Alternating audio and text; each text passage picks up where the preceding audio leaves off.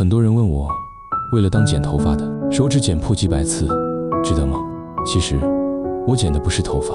刚入行的时候，觉得这行真难啊，站到脚肿，洗到手烂，还要忍受客人的挑剔和师傅的责备。好几次，我都躲在后门问自己，干嘛这么累？直到那天，我看到一位失恋的女孩，剪完短发后对着镜子重新露出的笑容，我才明白，我们手里的这把剪刀，是能帮人剪掉过去，换到后发的。这就是美发人的孤独，也是美发人的浪漫。那些熬过的夜，练坏的头皮，最后都会变成你刀尖上的底气。路很长，如果你现在觉得辛苦，那是因为你正走在上坡路上。你是哪一年入行的？那把陪你最久的剪刀还在吗？在评论区留下你的入行年份，让我们看看还有多少人在坚持。